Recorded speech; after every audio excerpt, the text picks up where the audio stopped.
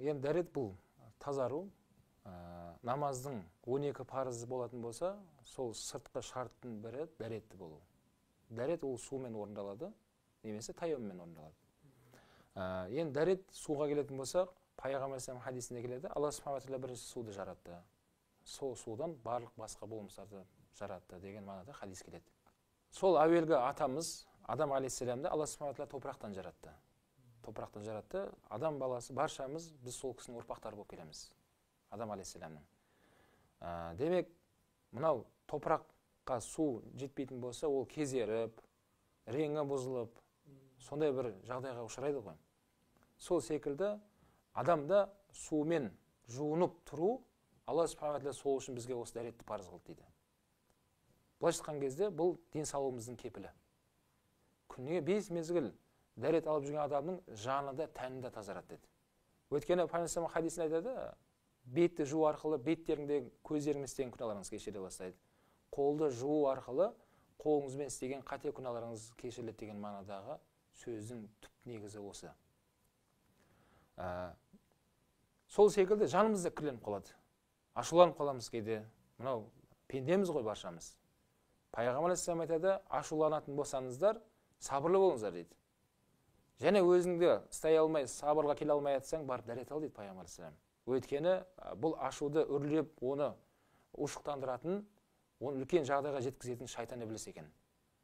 Су отты сөндірген секілді сенің бойыңдағы қызып тұрған сол ашудың ызаны су басады деді. Дәрет. Міне дәреттің осыны хикметтерін айта беретін болсақ, өте ол пайдалы хикметтері бар. Денсаулық жағынан да медицина саласында оны дәлелдеп жатыр. Дәл осы дәрет алатын мүшелеріміз. Дәретте 4 парыз бар. Қолды білекпен жуу, бетті жуу, басқа масықтарды аяқ тоғықпен қосып жуу. Дәл осы жерлерде адамның негізгі мынау бездер дейміз ғой, точкалар дейді ғой, без. Солар орналасқан екен. Осы бездерімізді күнделікті 5 мәрте жуынып жүру, бұл денсаулығыңыздың кепілі. Және жаныңыздың кепілі тазаруына. Өйткені су адамның жанын, тәнін тазартатын сондай бір үлкен нығмет Алланың берген. Сол себепті Алла субхана тағала бізге дәретті парыз етті.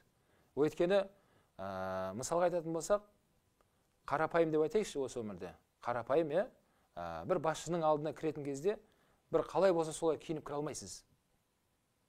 Сіз кәдімгідей әдемілеп, әспеттеп киініп кіруіңіз керек.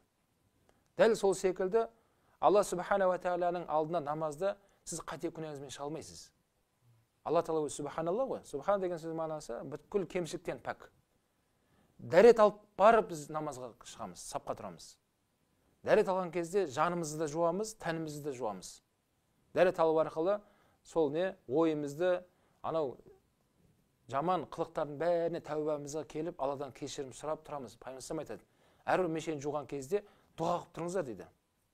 Дұға қылыңыздар. Ауыз жуған кезде, я Алла, ауызымен істеп қойған қатем болса кешіре көр деген мағынада жүрегімізде осы ниет болсын дейді.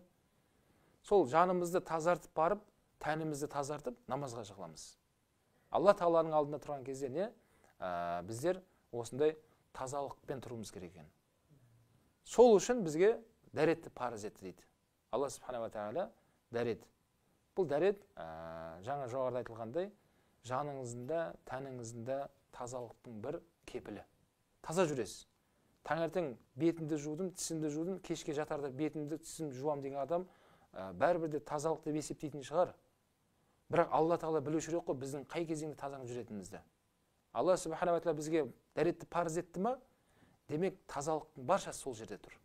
Дәрет алған адам, мынау мамандардың айтуынша, денсаулығы өте жақсы, жалпы санақпен қараған кезде, бұл дәрет алып намазбен жүрген адамдар екен. Дәретпен жүрген адамдар. Сол арқылы денеміз демалады екен.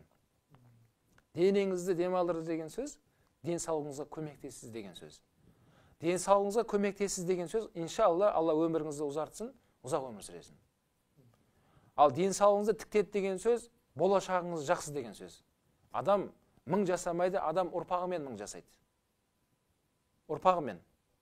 Болашақтағы ұрпақтың да өмірін, олардың салауатты өмір, денсаулықтар жақсы болуды ойлайды, қазірден бастап ойлауымыз керек екен, ол үшін дәрет алып жүру керек екен. Дәрет алып тазалықты сүйген адамның ұрпақтары таза болады екен. небір текті ұрпақтар дүниеге келеді. Сол үшін Алла субхана ва тағала бізге сол үшін дәретті парыз етті деп, бұның көптеген хикметтері бар. Біз бір қырын ғана кішігірім айтуға тырысқан жеріміз осы.